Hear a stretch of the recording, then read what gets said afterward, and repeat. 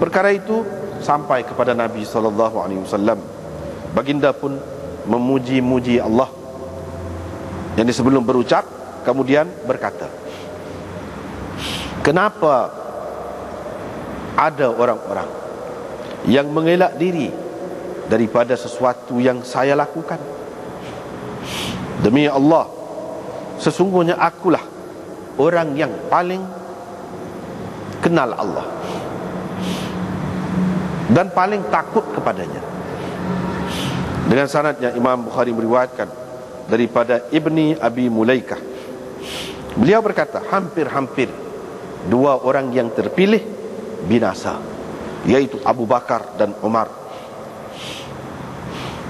Ketika rombongan Banu Tamim datang ataupun mengunjungi Nabi SAW, salah seorang daripada mereka mengisyaratkan ataupun mahukan Aqra' bin Habis, yaitu saudara Bani Mujashir.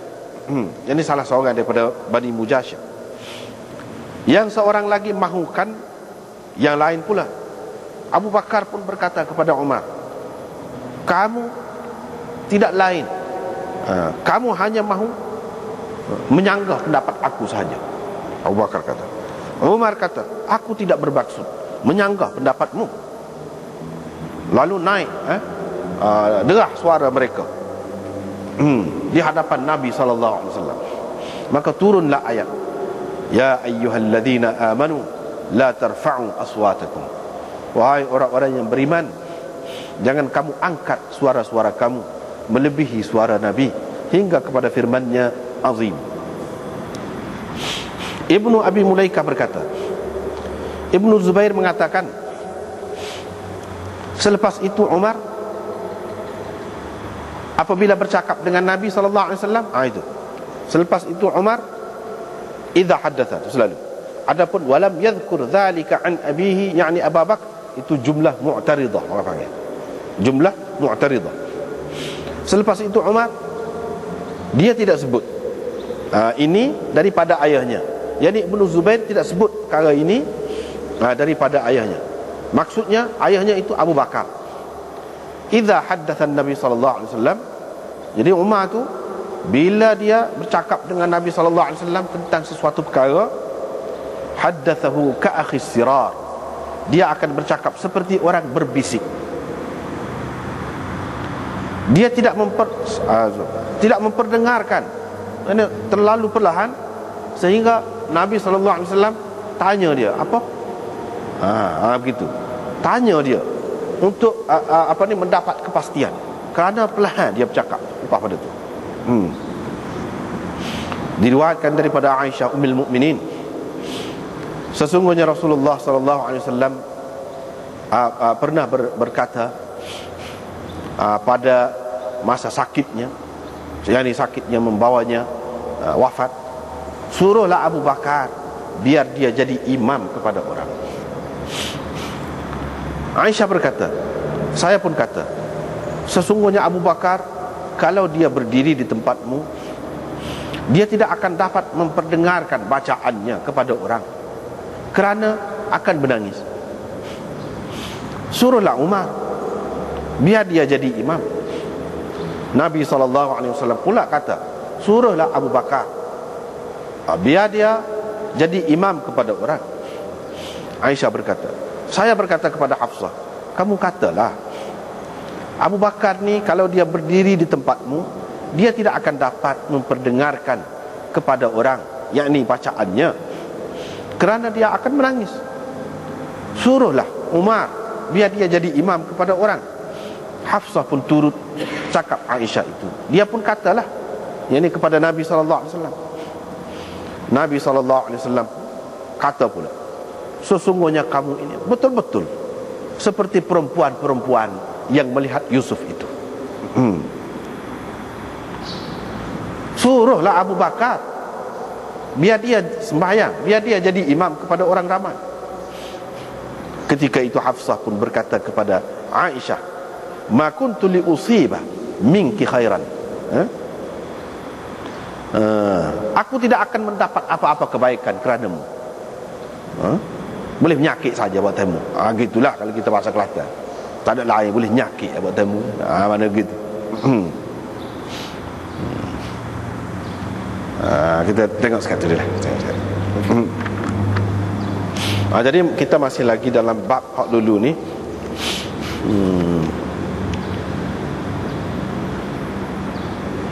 Bab hak dulu, iaitu larangan banyak bertanya, yang ni yang bukan-bukan lah, dan melakukan sesuatu yang tidak berfaedah, tidak berguna. Itu larangannya.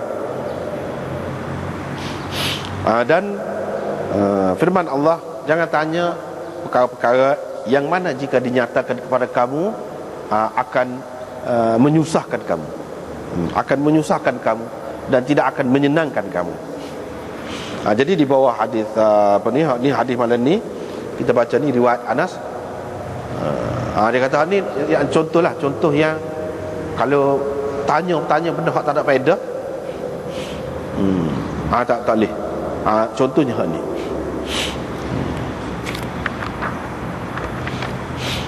Iaitu dia kata Nabi SAW bersabda, manusia akan terus bertanya-tanyaan.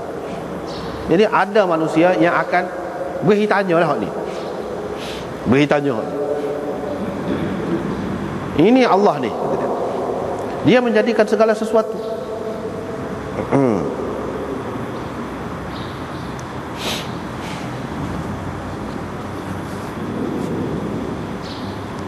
Faman khalaqallah, siapa pula yang menjadikan Allah? Jadi hak ni jadi kat ni, ni jadi kat ni, ni jadi kat ni. Jadi segala-galanya Allah yang menjadikan. Allah tu sendiri siapa yang menjadikannya? Boleh jadi manusia ni siapa tanya benda-benda gitu. Ini semua ditimbulkan, pertanyaan-pertanyaan seperti ini ditimbulkan oleh syaitan, menimbulkan waswasah ini. Jadi pertanyaan-pertanyaan yang seperti ini tidak berguna. Dan kalau orang terbaik pergi hak ni, kalau tidak berpandukan Quran dan Sunnah, dia akan jadi sesat. Tengoklah ahli-ahli falsafah tu. Orang panggil satu, dalam falsafah ni dia ada satu bab, satu bab besar lah. Satu bab besar dia panggil bab ma ba'da tabi'ah. Itu dia. Ataupun falsafah metafizik. Metafizik. Kalau baca waktu tak ada serabut jumpa waktu. Pening kepala pula. Kalau kita tanya dia sendiri pun bagi pendapat gitu gini tu dah. Dia sendiri pun hati tu. Dia diri yakin tak juga. Andaian aja. Sebab itulah ulama-ulama, ahli-ahli falsafah, ulama Islam yang masuk dalam falsafah tu, dia kata dalam falsafah ni paling tidak berguna hak tu falsafah ma ba'da tabi'ah, metafizik. Hak tu paling menyesatkan, tak ada faedah sekali. Memanglah kalau kita belajar falsafah, hak tu paling mengaruh, paling mengaruh. Akhirnya dia kata Allah SWT buat akal yang pertama. Itu ahli falsafah. Akal yang pertama. Akal yang pertama menjadikan akal yang kedua dan falak yang pertama. Lepas tu seterusnya jadi. Akal yang ke-10 baru menjadikan sekalian alam. Kita tahu mana? Misalnya kalau kita tanya, tu dalam kitab falsafah Yunan ke apa tu, lagu tu lah. Taksub. Akhir sekali duduk ragu tentang Allah SWT. Begitu juga kalau pergi mana tidak berpandukan Quran dan Sunnah tentang ketuhanan ni, jadi sesat juga. Kalau pergi ke agama mana-mana, sesat belaka dah. Tak ada agama tauhid. Akhir sekali menjadikan makhluk ni sebagai Tuhan. Itu jadi kot tu. Pergi kepada salah tak percaya belaka dah. Jadi manusia ni jadi sendiri. Jadi sendiri mengikut nature-nya, dia kata. Orang panggil naturalist. Puak-puak tabi'iyin dia panggil. Tabi'in. Ni Tuhan tak ada apa-apa. Jadi sendiri. Lepas tu kan mengikut evolusi lah, perkembangan ni. Benda-benda hidup ni ataupun benda-benda ni berkembang secara evolusi. Secara evolusi. Kata dia. Jadi tak ada kena-mengena dengan Tuhan. Ada juga kata lagu tu. Jadi manusia mula sebagai beruk misalnya, jadi lama-lama lah jadi manusia. Lepas tu nak jadi geria tak tahu lagi akan datang. Gitulah kira-kira. Benda-benda lain pula gitu juga.